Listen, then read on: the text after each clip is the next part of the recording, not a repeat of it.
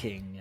Good morning. It is morning. It is morning. Mate. Yeah. It feels like about 8 o'clock at night because uh, all this week, for some stupid reason, for self-improvement and all that nonsense, I have woken up at 5 o'clock in the morning and either gone for a run or done yoga. So yeah, You know, I just very quickly, that you can do those activities at a different time of day, right? you can, unless you have a small child and a full-time job. So it turns out that actually it's a flipping nightmare trying to find any time to fit anything in because, like I say, with Maisie running around, which is lovely. Don't get me wrong. Very big fan of her running around. Big fan. But but yeah, when it comes to trying to find time for yourself, it's not easy. So yeah, this is a new thing. 5 a.m. up with the larks. The day have a guess weather wise which day I decided to do yoga rather than go for a run. Yeah. So it's we've had what was it, 2 weeks of stunning weather, Mm. which would have been a really good time for you to start running. Not towards the end of it. It would, but such is life. Summer's apparently on its way. Hello, by the way, dear listener, you legends. We've just been chatting, Sam and I. We haven't caught up off mic, so we've kind of done it on mic, which is very unprofessional of us. But nonetheless, here we find ourselves. And how are you, mate? How is life? I'm good, mate. Yeah, I've got a bit of news. So I've bought an iPad and an Apple Pencil. Ooh, Because I someone's thought, doing you all know right. what? Well, I'm just sat here, aren't I? I might as well do something with it. Yeah, So I thought to myself, I'll do that. But so I bought the iPod. I bought the iPad off good of one of English, by our. the way. Good speaking. Thank you very much. Bought the iPad off of one of my friends, and I bought the pencil from Apple. Now the Other pencils brands are arrived. available. Other brands are available. We're not the BBC. unless Um, you're after an Apple Pencil, in which case that is the only brand that's going to be able to help you. It's very true. But so the pencils arrived, but no sign on the iPad, and it's been like that for like the last 3 days. So I've literally just got a white stick, like just kind of a useless white stick at home. I really hope the idea. I really love the idea of you going out with a pen and paper and using the Apple Pencil to draw. But if you're not familiar with technology, that will literally draw nothing. Yeah, So it only works with an iPad, it and does, I've famously and so, in fact. famously so, and so I've got this Apple Pencil and nothing to do it with, and it's just staring at me. And when you're stuck in your room, it's all you can see. That's all you can look at. It's just like, oh great, Oh, there's 70, 90 quid, whatever they are, just of my life wasted. what a first world problem for us to start the pod this week. Oh, mate, I feel for you, man. That is tough. So, are you going to be drawing? Have you decided to go kind of old school? Have you got like an actual pad and an actual pencil? Have you done a bit of practicing, or are you just going to No, just wait? I'm just waiting for the iPad Cool. because then I can trace. Yeah, man. So yeah, I'm You do gonna. you, buddy. You Well, do you. I'm gonna confess something on the pod, which I didn't think that I would have to. Not that you're making me confess I was anything, going to but say no prompting from me, by the way. I've got no idea where this is going, but please continue. so the whole idea of this sprouted from, as you know, I bought some plants and they've become my little children, and I love them very much in my room to make it green. Okay. And I was looking at my cactus the other day, and I was looking at it and thinking, I'd love to be able to draw that. So I've spent a lot of money on an iPad and pencil to draw my cactus. Wow. Have you got a name for him? Because if you haven't called it Cactus Jack, then we're no longer friends. I haven't actually named it yet. I've only named my banyan and another plant that I can't pronounce, which are Ernie and Aubrey. Oh, nice. There's a footballer called Barry Bannon, and I really hoped that you were going to say so. This is Barry Banyan, but alas, Barry would work though, wouldn't it? it would. Barry would be a good one. You're Maybe I welcome, should. mate. That plant the other day did have its first little baby, so I've got a brand new leaf on it now, and it's made me very happy. I was ever so confused then. A plant had a baby, but yeah, I suppose a leaf is. Is it a baby or is it like an additional limb? I guess in this additional limb, but It I'm going to is, call it my yeah. baby because the whole thing is equally my baby. So are you going to It's like, name? Are you going to name individual leaves? You've no, stumbled across a real flaw in your plan here, mate. I'm not going to lie. no, I wasn't going to name, but I guess that would now be like I'll be like the grandparent to that leaf, wouldn't I? If Right. the other one. Anyway, look, this has gone dramatically the wrong way I wanted this pod to start. Well, I'll share this with you very quickly because this is music related. My mum probably still to this day has a big plant that she called Robert plant, which is Very great. nice. Yeah, very nice. Tune in next week for Gardener's World with Fitz and Sam. I've done a bit of gardening actually this week. I say done a bit of gardening. I've mowed the lawn and moved some soil and shit. But yeah, it's nice to help. It is, isn't it? Yeah, you just feel like you're doing good. Yeah. I mean, don't get me wrong, it's not my lawn. Very little benefit to me per se, but Oh yeah, I forgot about that. yeah, never mind. We live in hope. So onwards, I think, mate. After, I mean, it's a slightly less shambolic intro than perhaps days gone by, but we're working at it. We're kind of as we record, we're perhaps not a million miles away from things being a bit more relaxed in terms of lockdown. So it's gone from me thinking we may never do a face-to-face pod again to now me thinking perhaps we will at some point. That would be nice, wouldn't it? It would be really nice. What I miss more than anything is Me. us. I know, mate. I miss you too, buddy. Well, what I was going to say is the kind of preamble that we have with a pint at the pub where we record it. Oh, a pint at the pub, mate. Oh my god. There are very few things I wouldn't do to be able to go for a pint at a pub right now. I totally agree with you. Yeah, just even playing the little quiz machine, mate. What I'd give. Yeah. Shout out to the Bowling Green in Exeter right there. Big up, Nige. Big up, Nige. If you've ever been to the Bowling Green, you will know Nige, and you will have been told to fuck off by Nige, almost inevitably. So, yeah, life is creeping perhaps towards normality in some ways, but that is actually a lovely segue, if I do say so myself, because our guest this week. We discussed a bit about kind of normality and how he is keeping himself busy and sane in these unusual times. Very smooth, very smooth. But we had a lot of fun. What a lovely chat. Yeah, he was. I wasn't quite ready for it to be such a lovely chat. It was a lovely chat. It was really nice. He's a very a very talented comic, as I've shared with you before, as you'll have seen from kind of the stuff that you've watched. But also how refreshing to have a chat with someone who's so young. We won't spoil it because you'll hear in a minute. But to have a chat with someone who's so young but so driven to kind of keep creating and keep working. And yeah, it was really refreshing. And I'm really excited to be sharing this episode with our dear listeners, and yeah, we hope you enjoy, I guess. Yeah, we really do. Yeah, we will see you on the other side. Stay tuned for the end. Au revoir. Au revoir. I wonder, first of all, because obviously I know you, I wonder if you would perhaps be kind enough to give us a little bit of information about you. Tell us a bit about your comedy career, if you don't mind. Of course.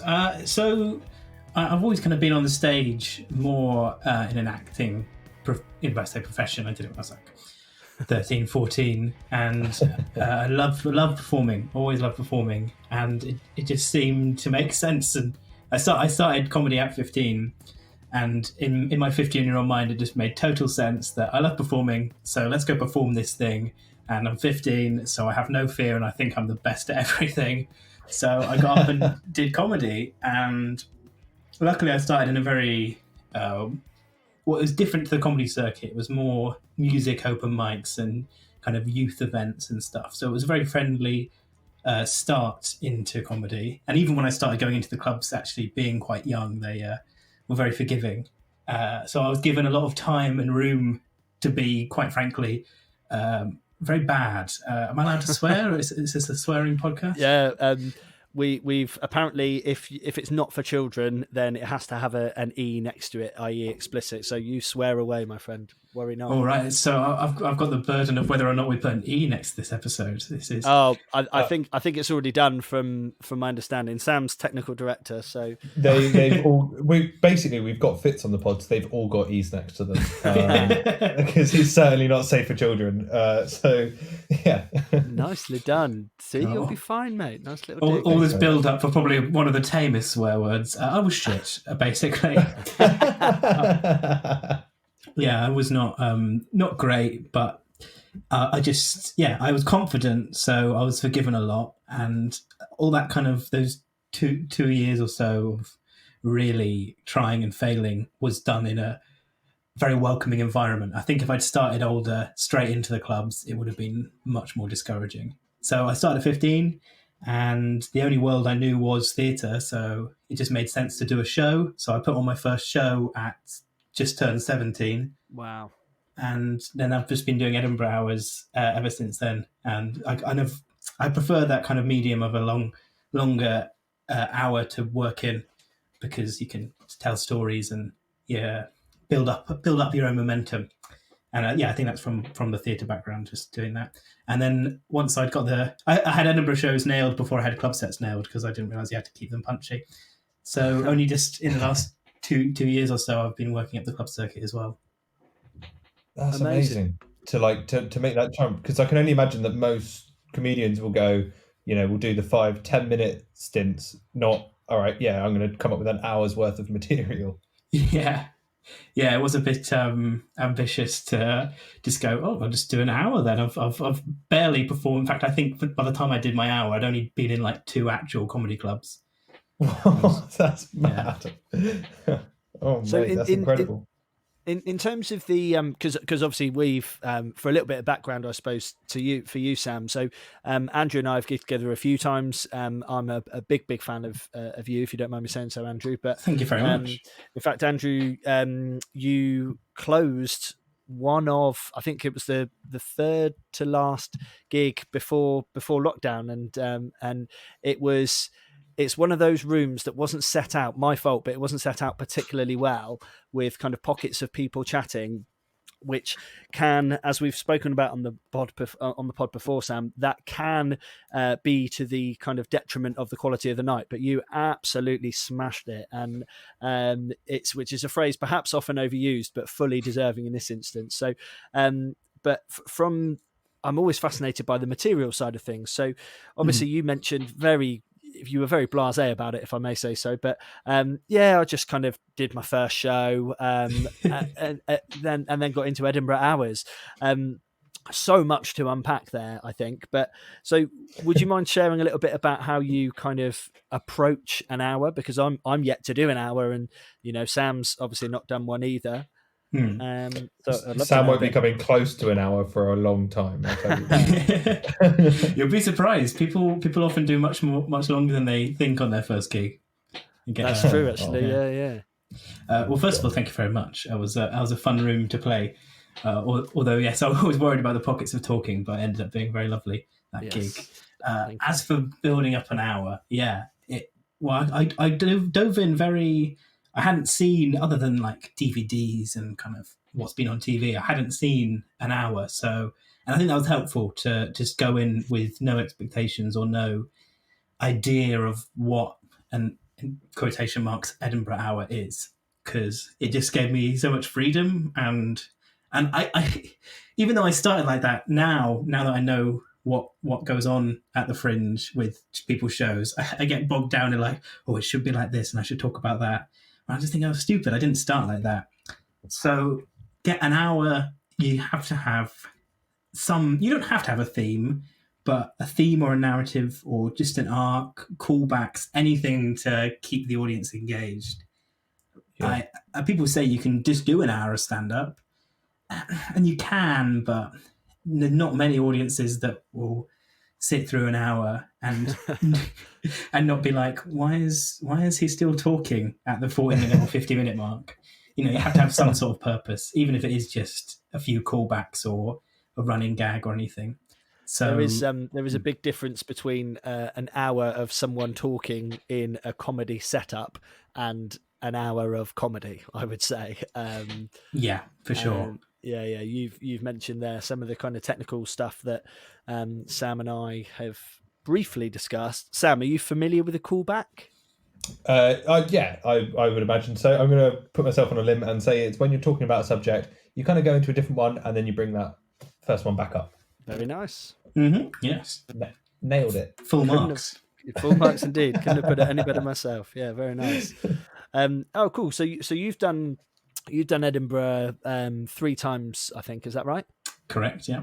Nice. And what's your experience of it, or what are your thoughts of Edinburgh? Because I mean, that's probably a bit of a podcast in itself, really, with all the different politics perhaps behind it. But yeah, how was your experience of Edinburgh? I guess that's the best question. You're very, very right. There's lots of politics and different stuff we could go into, but on the whole, I absolutely love Edinburgh, and I loved it. I went when I was 16 with my parents just to watch, and I said I'll be there every year. Obviously, I hadn't foreseen coronavirus at that point, so knock on this year. But otherwise, I have kept up a record of every year, just because it's such a great environment, and it's just got better and better as I've gone along the circuit, because you make more friends and there's more people you can socialize with. It's just a month of being in a place of like-minded people, seeing amazing shows, amazing creativity, and you get to perform every day as well. And it's a kind of cliche, like, oh, Edinburgh's a gym for comedians, you get better. But you do, just performing every day and performing lots of spots a day. You can't get that kind of experience anywhere else. I couldn't agree more. That's that's nail on the head right there. Now I've got to ask a question which I think I know the answer to. So you said there that you went to Edinburgh for the first time with your parents when you were 16. And you've now done 3. Didn't foresee going this year. How old are you, Andrew? If you don't mind me asking. I'm 20 years old. 20 years old. So, and you've done 3 Edinburgh length slots at Edinburgh. That's insane. And so I hope you know me well enough, Andrew, to know that this is coming from a good place. But you are incredibly talented for someone your age, and it's really, really good to see that you have, as well as being hilarious, which you 100% are, you kind of seem quite world wise as well for someone who's clearly so. Well, you're 20. I'm God, I'm old. But so in terms of kind of how you get material and your view on the world, that's probably a very, very broad question, which I hope you don't mind me asking. But how do you find funny, I guess, knowing as I do, but our listeners and Sam perhaps won't, some of the material that you've got?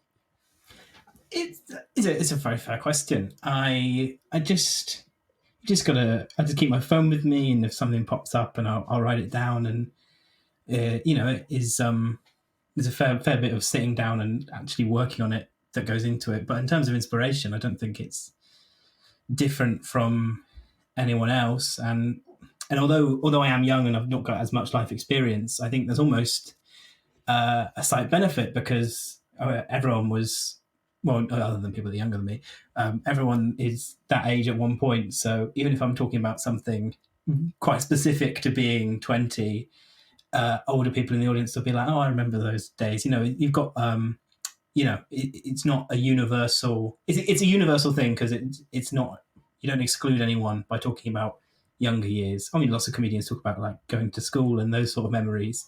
And yeah, so I think it's a similar principle, is, yeah, they relate to being younger.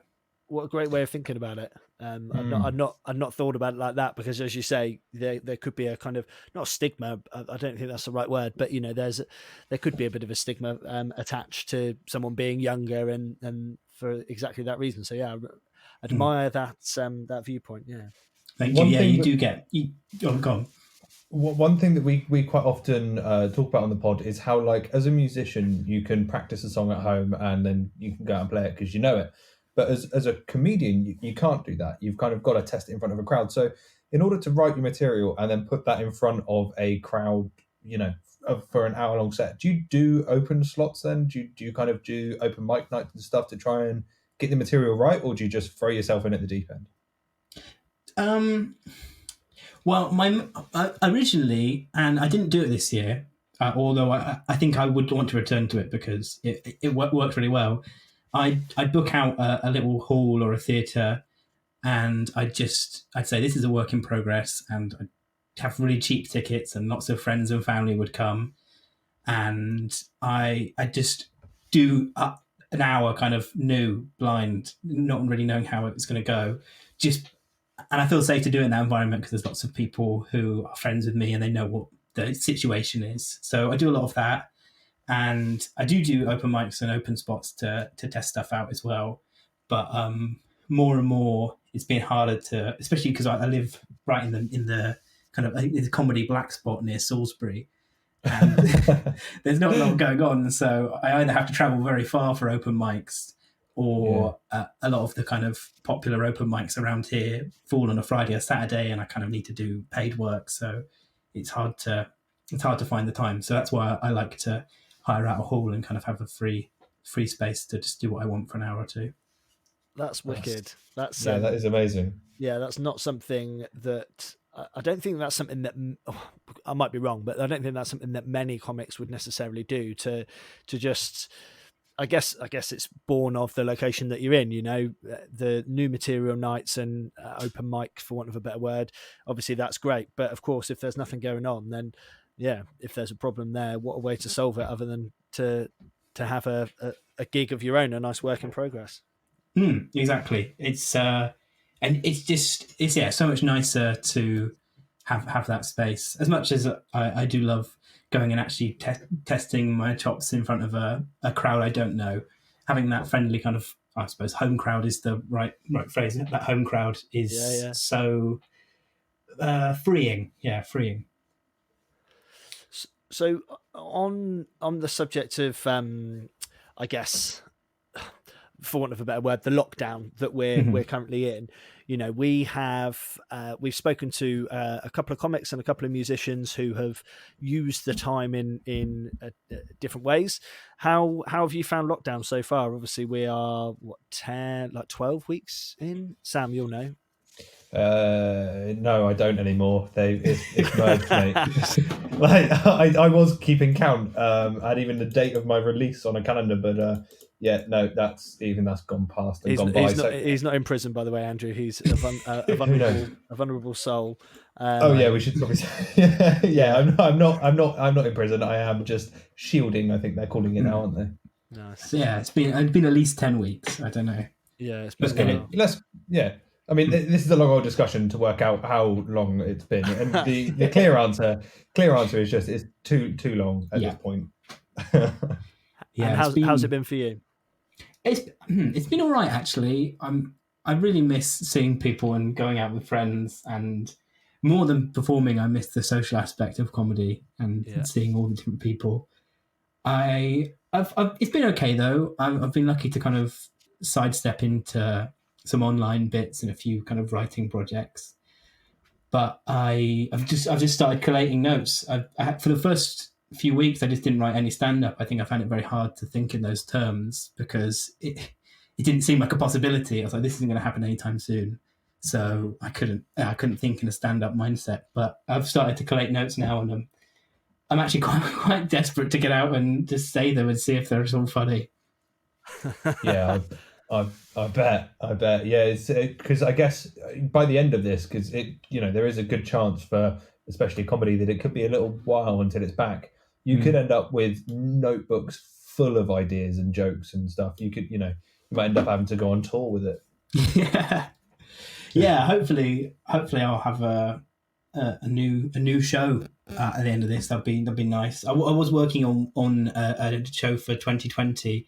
But which had a certain narrative, but I can't really. Things have changed in the don't do Edinburgh shows about things that are currently happening or are still developing, because most of the material I wrote for that show is no longer relevant or true because the situation has changed. So hopefully I have a new show because I need to write one now.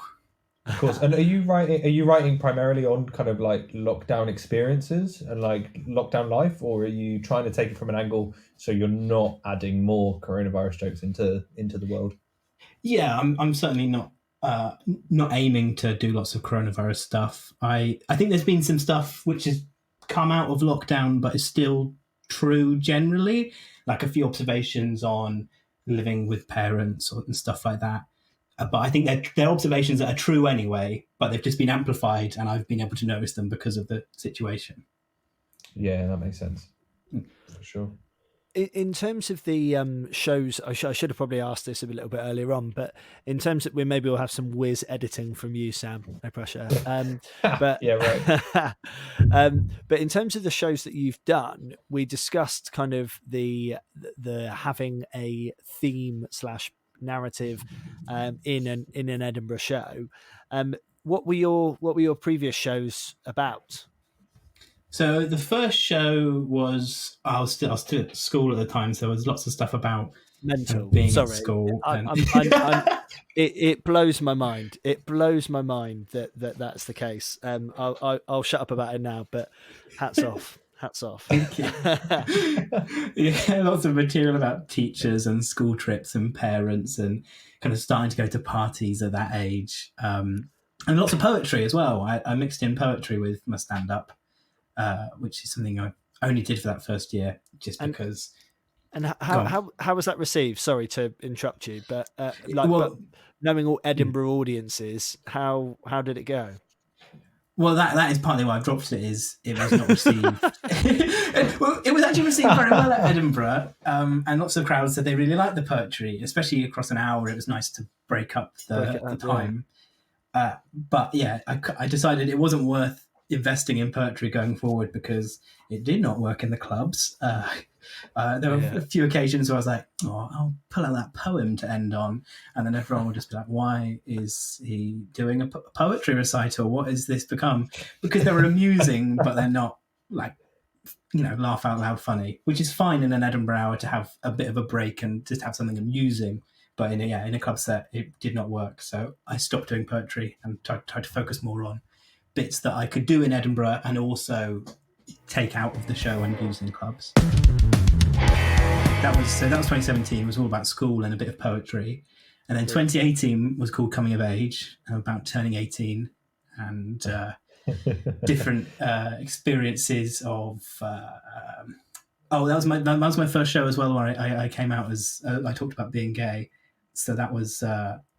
Wasn't a big feature because I was only just getting comfortable with talking about it, but that was definitely a marked change. And then the show last year was called Retirement Tour, and it was about. I just realised that all my last 3 shows are very dependent on my age / situation because it was about nothing wrong with that at all. Yeah. But I do beat myself up a little bit. I kind of want to be broader, which. Maybe I shouldn't. Maybe that's actually a good selling point. But you, especially when some people, as you say, there's a stigma about being young. There are some comedians that will slag off, "Oh, you've got no life experience."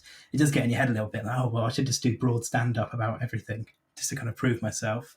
But 2019 was about deciding between comedy and university. I think for me, that's such a kind of a cool point to make, though, is that the fact that a lot of comedians will be doing that kind of looking back on that time. You don't see many comedians of going like, this is where I'm at right now. Like, almost like from an audience point of view, help me. It's such a cool angle to take, I think, and such a fresh one. Thank you. Yeah. Well, especially in my last show, I had an envelope on stage, and it was my offer. I was like, this is my university offer. We'll see how this show goes. And I ripped it. Yeah, I ripped it up, and then I taped it back together, and I ripped it up again and taped it back together. And then, I won't spoil the ending because hopefully it's going to be. I'll spoil the ending. I shredded it in the end. Oh, but, wow! But that doesn't spoil the ending entirely. That's just because it's a bit of. I'll just tell you because I was very happy with this theatrically. I shredded it, and then that was a conclusion. Like, that's it. I'm going to do comedy, and then have a little bit of a bit at the end where I'm like, oh, maybe I could do both. Maybe I don't have to decide right now. And so I'm going through the shredded paper, like, oh no. And I'd planted a second envelope in the shredder, so I pulled it out and it was fully. And that was the big finale of I'm going to do both. That's brilliant. That's so good. That's so clever. Thank you. But yeah, it's definitely a live, as you were saying, of help me decide. It was very much that.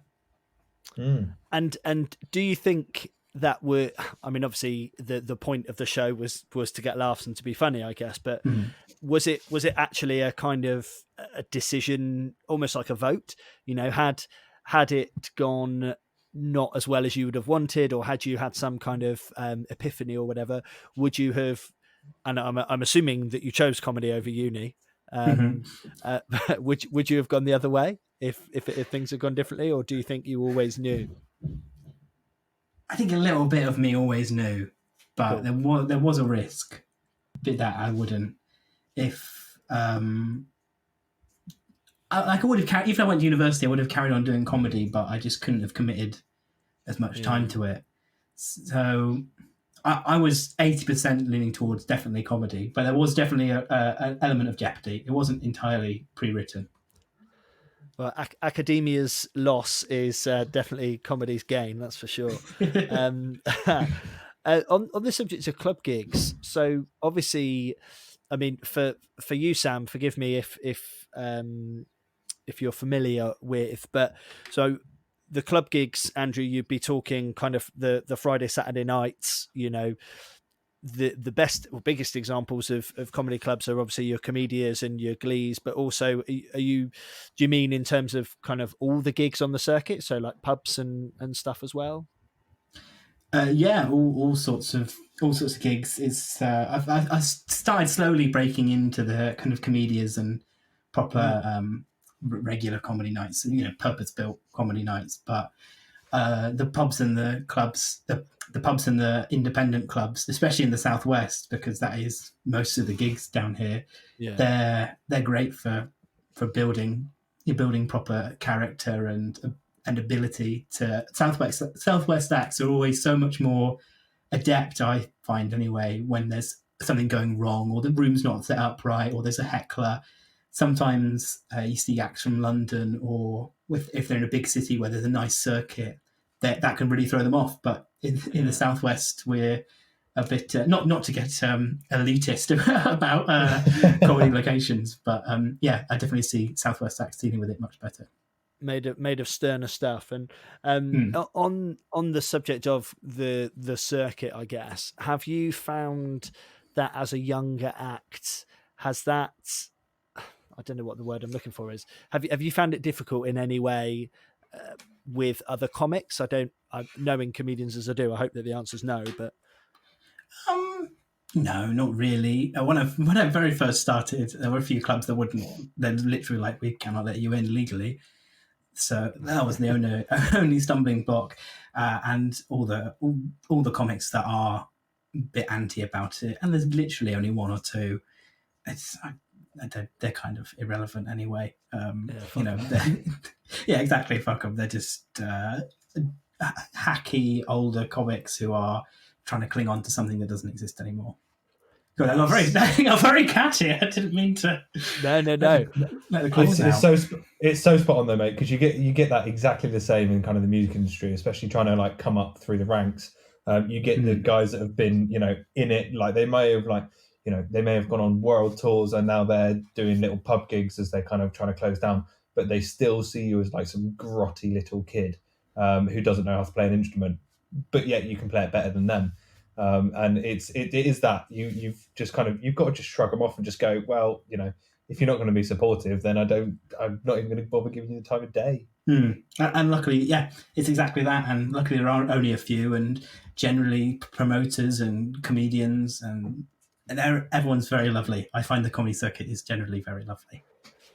I concur. Here. Big up the Southwest comedy circuit.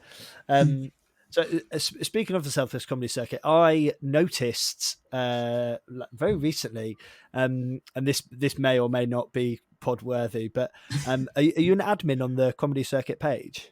I am, yes. What does that entail? Just accepting and declining membership requests and tidying up the feed, just because. And now in the day, I've got projects and writing to get on with, but beforehand. Actually, I'll come back to that in a minute with lockdown being a good motivator. But before I just had loads of free time in the day, and they were asking people to help admin the group, and I just said, I'll do it. It's just basically people apply, and you have a look and see whether they're actually a comedian or just somebody who's going to spam a bunch of links and things like that.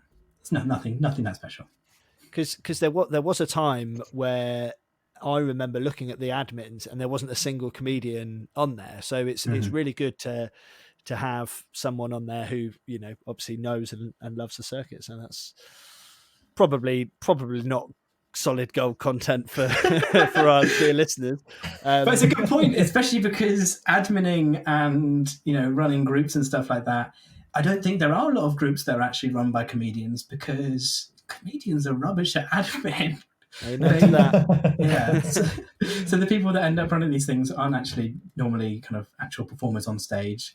They're just people that are like admin. But luckily, I'm both. I'm a big fan of a spreadsheet, and I can tell a joke occasionally. I'm really glad that you've said that, actually, because I thought it was just Fitz. It was really bad at it. But it's good to know that it's just the comedian. There are others, mate. As a whole. There are others, and we will come for you, Sam, if you don't shut it down now. So Andrew, you said something there about I was going to ask a little bit about what you've been up to in lockdown and whether it's affected your creativity, but you said something there which I'm fascinated by, which was along the lines of lockdown has acted as a really powerful motivation for you. Yeah, so beforehand, if I was going to do a gig in the evening, it was almost like I'd done my work for the day already. I'd get up and I'd be like, I'm doing a gig later. So that's my work. And maybe it's a however long drive there and back. So it felt like, this is my job. And I go to the gig and be a good gig or an okay gig or whatever. Maybe I try something new out. But generally it wasn't like groundbreaking, actually progressing myself other than being out and about. So that now that I don't have a gig to go to in the evening, it really is like, I have to do something, because there's no gigs to go to. So if I'm not going to a gig, I'm doing nothing. So it's been a motivator in that sense. I don't have a gig to fall back on and say, that's work. I actually have to work, in my mind anyway. Yeah, for sure. And what is it? What sort of things have you been up to? Well, for the first bit of lockdown, I committed to doing daily videos, which I did, or I didn't expect it to go on for as long as it has, obviously. So I went up to day 50. And then after that, during the daily videos, I'd accidentally said, I thought it'd be a fun idea to host my own Eurovision. And everyone in the comments was like, you have to host your own Eurovision. So then I was working on this big Eurovision project called Amateuravision. Yeah, that was. I'm pleased you mentioned that, because that looks amazing. Thank you. It was real.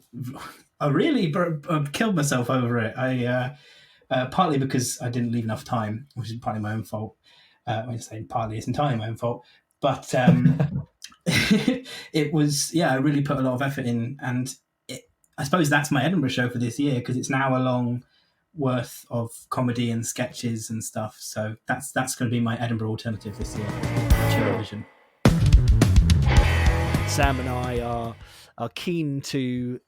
I guess we both kind of started lockdown and we're like, right, well, we'd like to learn a new skill. How long have you been kind of creating videos, for want of a better phrase? Is it something that you've been doing for a little while? Yeah, so I had done some videos before.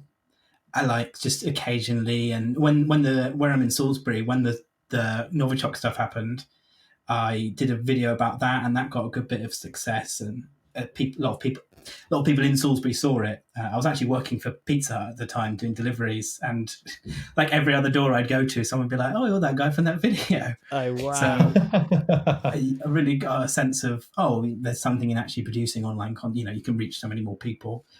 But it was very sporadic, and I kept saying, I'll do more content, and I didn't. So that's been another positive of lockdown, is it has forced me to do content because I've got no other outlet. And it's good. People have been very receptive to it, and they are. I mean, there is loads out there, but they are generally keen to see more stuff and have options at least. Yeah, of course. It's after go you, on, Sam. please. Sorry, mate. Sorry. God. What a beautifully polite moment. Excellent I'll take a podcast. question from Sam Turner, please, next. Thank you very much, Andrew. So kind of making that content, it's a really interesting bit because, when we, you can just put a picture out and get like 1 or 2 likes, and then you can put something else out and get 1,000. Mhm. And there is just no judgment. I remember there was one thing that the band did once, and it was hilarious. We put a picture up of our lead singer on Facebook and then sponsored it for you can kind of do like an advert of it for, I think we put 20 quid into it. And we tagged loads of women fashion magazines, and Right. it blew up. We got hundreds of thousands of likes on this one picture. We tried the same with a picture of him and then tagged like kind of music industry things, about 10 likes, I think, on the same picture. So you just can't trust the internet to like provide enough, unless you'd go massively viral for it to keep coming. A little while ago, we interviewed a guy called Sam Cracknell on the podcast, he's a TikTok like sensation at the moment. And one of his videos got 1 million views, but then another one that he'll do will only get 200. And he said it on there. It's just like you need, if you're going to do internet-based videos, you kind of need to do a lot in different platforms, if that makes sense. Oh, 100%. And I'm very, very guilty of getting bogged down in numbers and being like, oh, well, that Instagram post isn't performing very well, or maybe everyone hates me now. But it's just the nature of the internet. You just got to keep putting out, and some things will do really well, and others will fall by the wayside. But even if they fall by the wayside, you can re-release them in like 2 months' time, and they'll go massive. It's a complete lottery. You just got to focus on quality and as much as you can without diluting that quantity, just keeping it pumping out.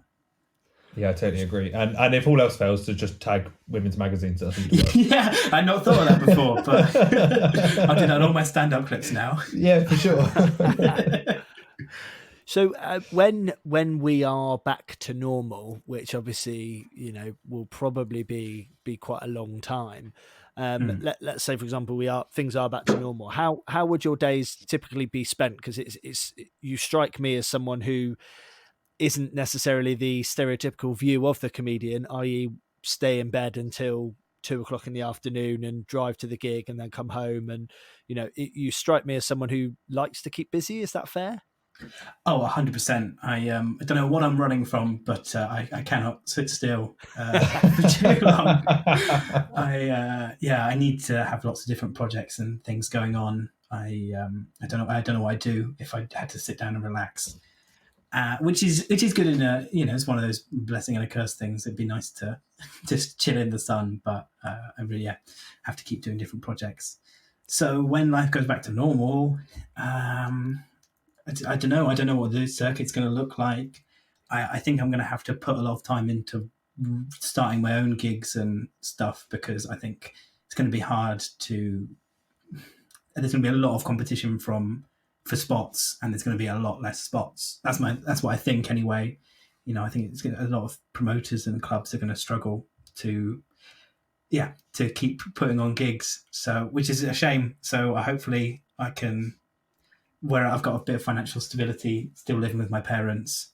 As much as I may often bemoan it, it's 100%.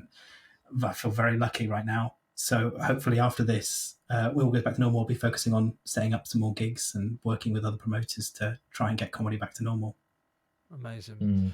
That's it's a really interesting, sobering thought, to be honest, because as you know, I run a few gigs. I'm in a privileged position in that I kind of work elsewhere as well. So, I'm not reliant on the income, the modest income, let's be honest, none of us are going to be millionaires from comedy, but it is a really kind of difficult time for lots of people. So yeah, I think it's good to kind of just work, I guess, as a circuit and just see what we can do to try and bring it back. Have you done anything in the way of kind of virtual online gigs at all? What are your thoughts on that? Yeah, I've done a variety of different things, from Zoom calls to Facebook Live to I did one on Instagram Live. It's varying degrees of success. There were some really fun ones, but just overall, it can't match the live experience. So unless it's for a really good cause or a good friend, or I don't know. I'm sure there's some other reasons why I'd step back into it, but generally, I'm going to not do many more of them. Yeah. I think that's fair enough. Yeah, I did one. I've done two for radio now, and one for Couch Comedy Live, which was actually much better than I thought it was. But yeah, there is no substitute for being in a room with people laughing. And I don't know if you've seen these horrible images of like theatres, but they've put like figures, cardboard cutouts of people so that you are 2 meters apart. That just fills me with dread. Yeah. It's certainly not a cheery point to end the podcast on, so we won't. We won't end it. No, I'm gonna try and pick things back up now as we kind of close. And what I like to ask every comedian that we interview, I need some advice. But not only that, what I would love to know is kind of your kind of inspirations to keep you going in comedy, so I can do a bit of research on them. Bit of a two-parter, but hit me with what you've got. Well, advice is the advice I always give is just perseverance and carrying on despite whatever happens. Whether that's in a moment on stage, if things aren't going well, just keep going and keep your head held high. And even if they don't laugh, they'll respect you for not bottling it. And in the long run as well, perseverance, because it could take years and years to break into the clubs, but it will happen in the end if you keep at it. So I'm sure that's the same advice that a lot of people would give. In terms of inspiration, well, there's some individual comedians, like people like John Mulaney and Patton Oswalt, quite a lot of Americans actually, and just the things they do with language and jokes. Like, I want to achieve that level, and also seeing them in massive theatres. There's a bit of me that's like, oh, that would be fun. But for sure. Even just closer to home, just the people that are coming through at the moment, the open spots or the older pros that are starting to get a chance on TV, just seeing their perseverance and their talent rewarded it makes me hopeful for the future of comedy, and it makes me very much want to be a part of it when it does go forward. I totally agree, and I must admit, I watched a couple of your videos earlier, and I don't know, you by the sounds of it, you've probably seen it, but John Mulaney's Radio City set, that just the way that he portrays stories was phenomenal, and I could get that from kind of your vibe as well. So, I think it's first of all, you do great work, but I mean, what a great storyteller he is. That is, I think, the most flattering comparison I've ever received in my life. I'm going to live off that for the next few weeks. And good. Sam, I am like a proud father over here. You are talking about comedy and storytelling and John Mulaney. Man, I'm so proud. I haven't been that busy in lockdown. I've had some time on my hands to start getting a nail on this. That was a conversation worthy of any good green room. You nailed it, Sam. I'll take it. Thank you very much. So just before we bid you adieu, Andrew, thank you once again. So I'm always fascinated. So let's fast forward 5 years, and we're 5 years in the future. That's how this analogy works. Smooth, mate. Thanks, mate. What would, if you're looking in the future 5 years forward, shut up, Fitz. What would constitute a success? How would you look at and be happy with where you are? God, I can't talk. Sorry. Oh, it's a very difficult question. I suppose the kind of nature of this game is, if 5 years from now, your goalposts will move. So I'm going to be I have to be very aware. I think everyone has to be wary of that. I know lots of friends that are like, oh, I'm not doing this. Yeah, but 2-3 years ago, you wanted to be doing this. So I'm going to try and keep that in mind. But generally, I'd like to have more of my own audience and a platform to do even a small scale tour, which would be really nice. that's the ultimate goal, to kind of go around and do theatres and have my own space to perform. But I'd also be happy just carrying on making a living from comedy and doing nice clubs and gigging with nice people.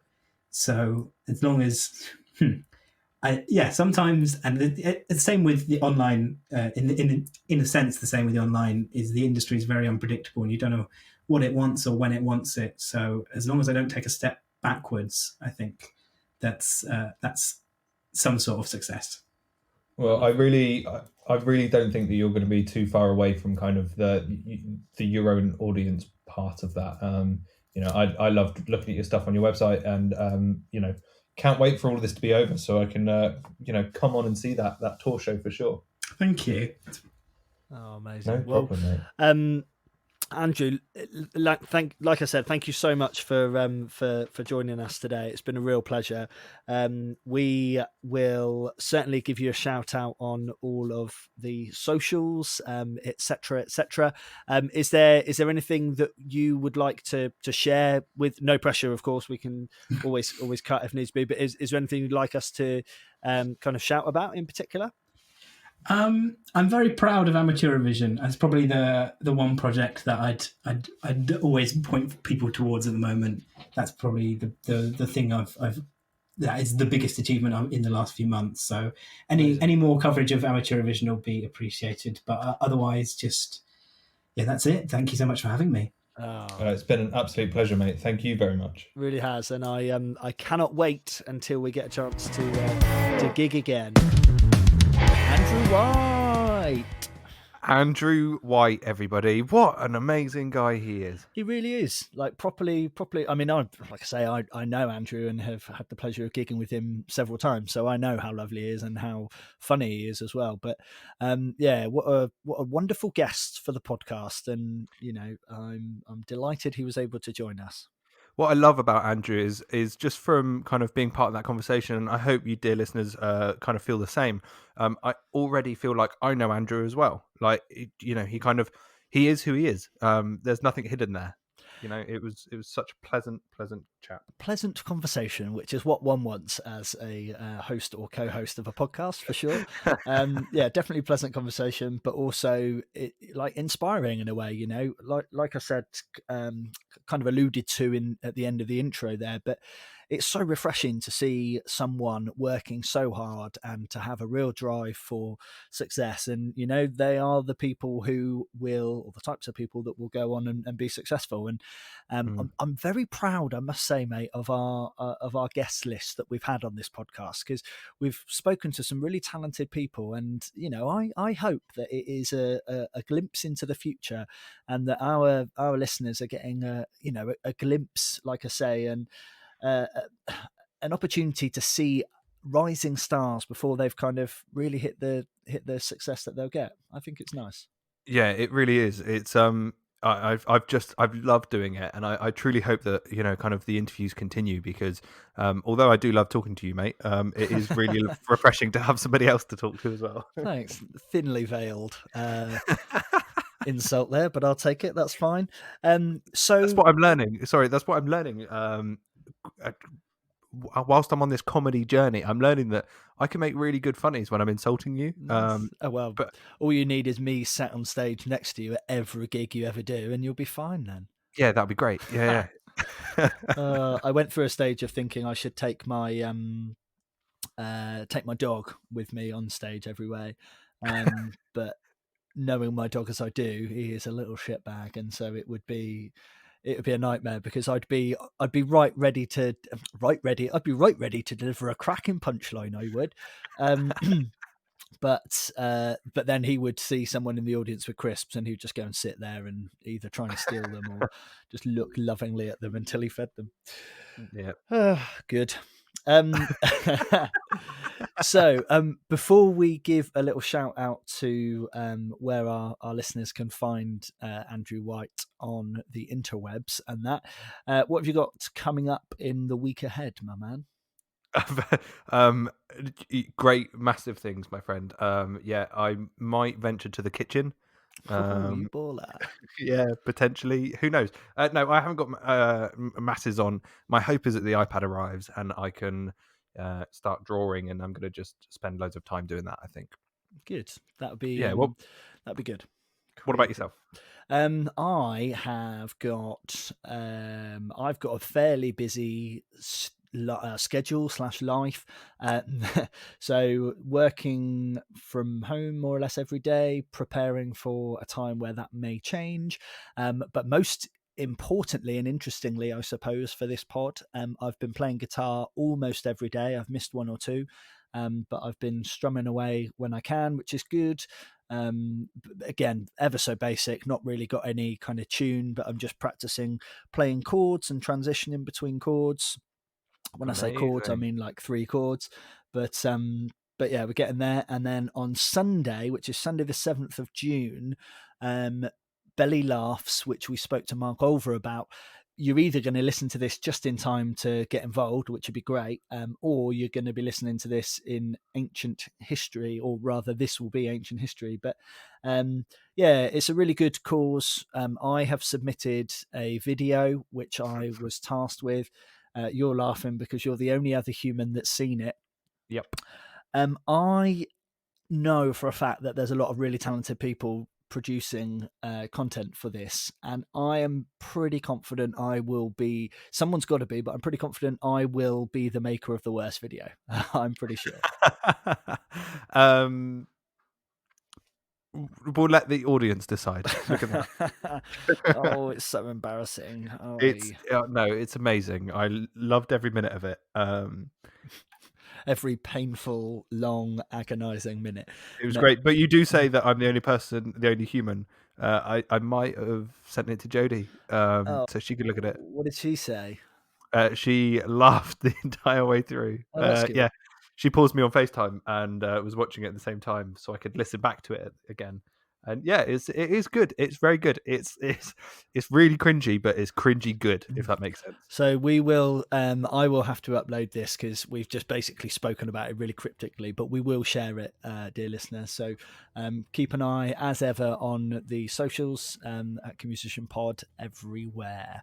And if you love it, send us an email, comusicianpod@gmail.com. Very nice, mate. Very nice. Oh, I can't wait to have a beer with you. So very quickly, let's wind up the podcast, which again has been an absolute pleasure, so thank you to you.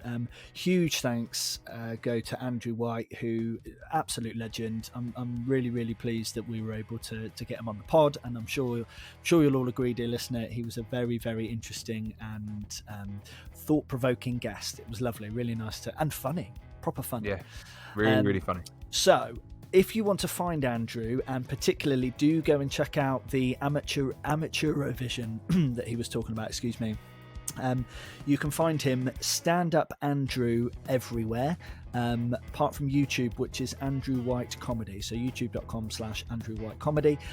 His website is standupandrew.com, and his socials are standupandrew. Please go and give him some love. Give him a few, just like the stuff that he's done. Some of his videos we've watched, and they're really good, and he's 20 years old. He's flipping young and flipping talented, and I feel over the hill, but never mind. He does make you feel like that. Yeah, what an amazing guy. Thank you very much, Andrew, for coming on. Thank you, dear listeners, for sticking around, and we will see you next week. Yes, we will. Arrivederci. Love you, bye. Thank you for listening to Comusician Pod. Intro music was Gangster Life by Dirty Blueprint. This podcast was brought to you by Fitz and Sam. See you next week.